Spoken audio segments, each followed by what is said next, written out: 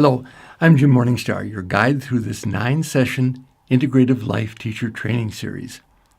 In this class, we will be deepening our certitude of who we are and what is our unique way of being an integrative life teacher. Deepening the certitude of who you are. Unless you have some idea of who you are, it's difficult to know what you value and where you want to go.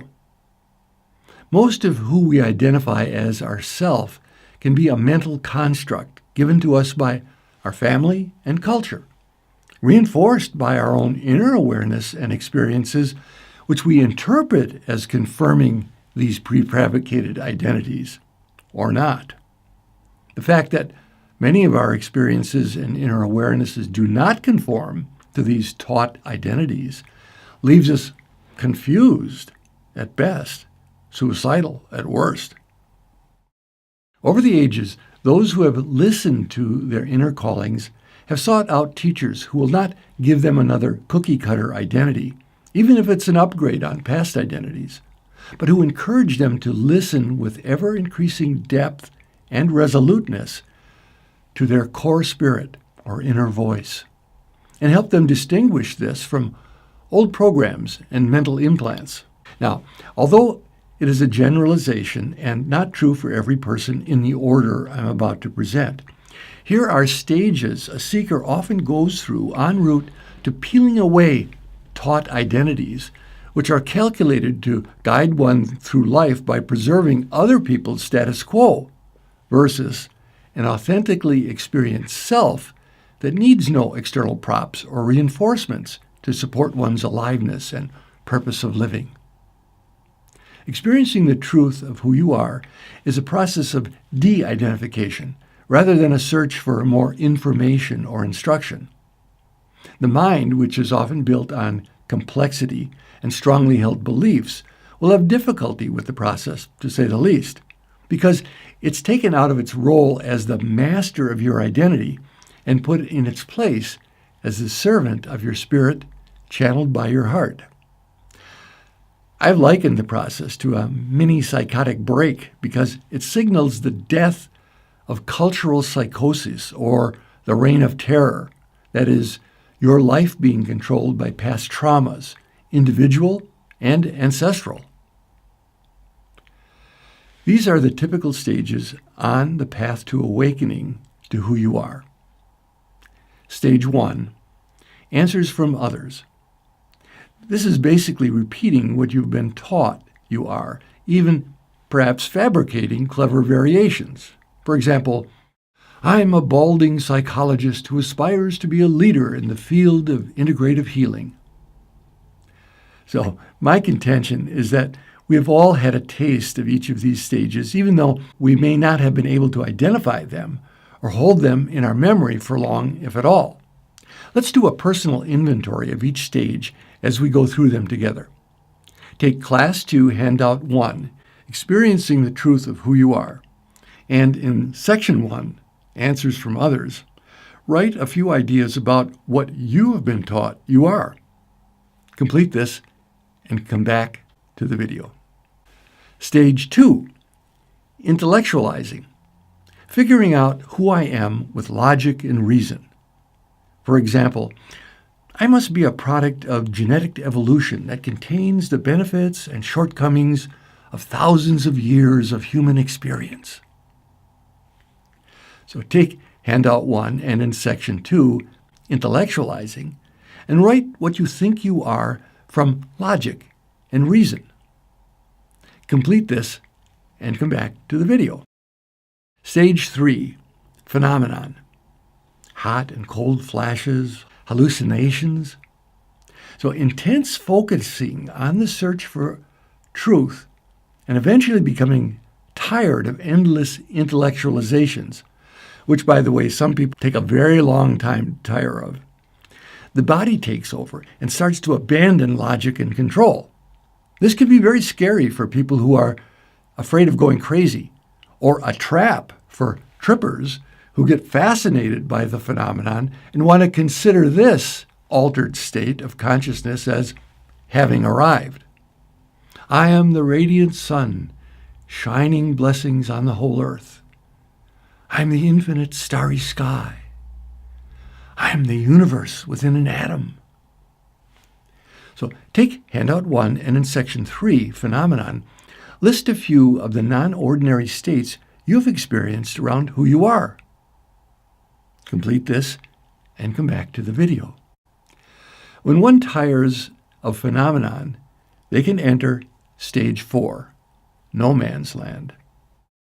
Bored with phenomenon, one may start to experience a void. They can't go back to the empty cultural definitions or random phenomenon, but see nothing which lies ahead. This has been described as one of the most painful experiences around. Defining yourself as stuck here is not fun and can seem excruciating.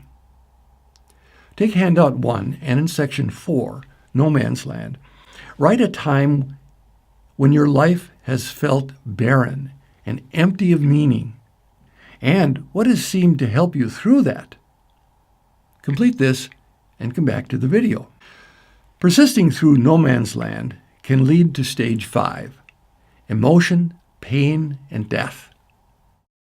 What can feel like the imminent end of your existence or emotional overwhelm and pain is the last stages of your ego letting go.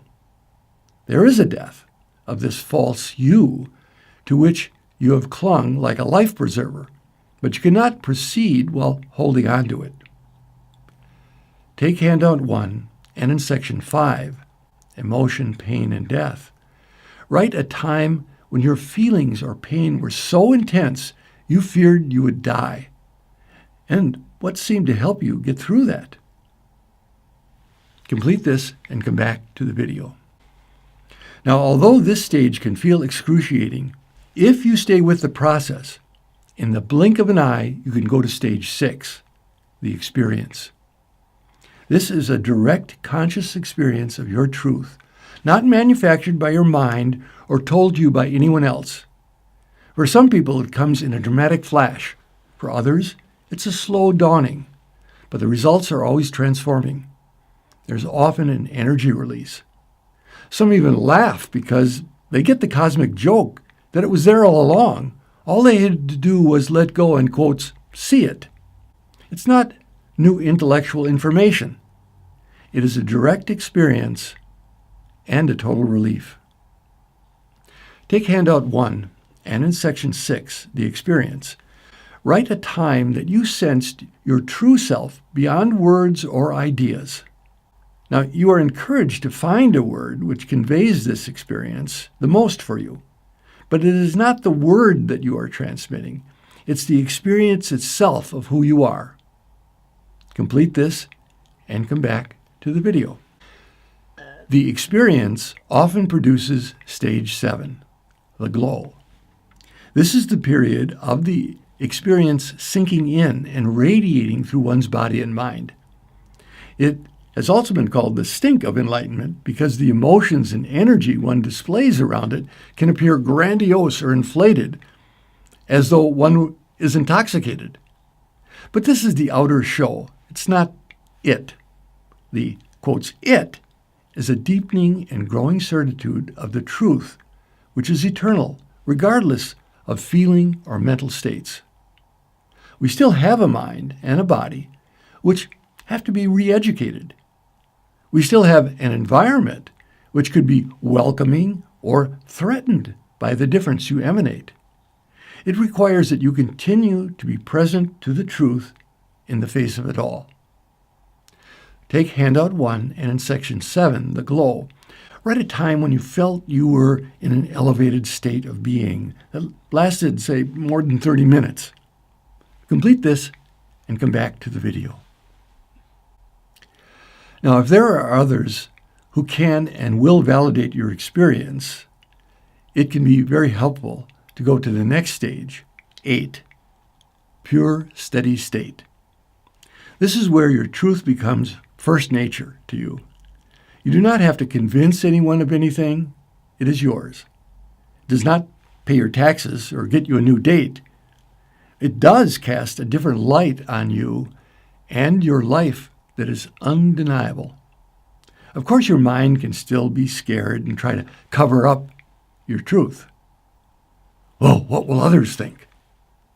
But here's where your resolute spirit will take you to deeper and deeper stages of this truth and more readily available applications of it in the living your purpose without making a show of it all. So take handout 1 and in section 8, Pure Steady State, write what part of your consciousness senses an enduring you beyond all thoughts and feelings. Complete this and come back to the video. On this journey, a spiritual community can be invaluable in supporting us at each step along the way. Because these stages can and do recycle when we get the invitation to go deeper. The good news is that in identifying these steps, we're not as easily fooled into thinking we're stuck at any one. One of my intentions in this course, whether you're taking it in person or online, is that we recognize that we are part of a supportive spiritual community upon which we can now draw at each stage in our life journeys. Our bonds are not dictated by physical or electronic contact. Our connections are spiritual and not bound by time or space. I invite you to take a breath and feel that right now in any way that comes to you. Holding you in my heart as fellow travelers on the road home, I send and receive blessings for our circle and all sentient beings. Till next class, blessings and light and love.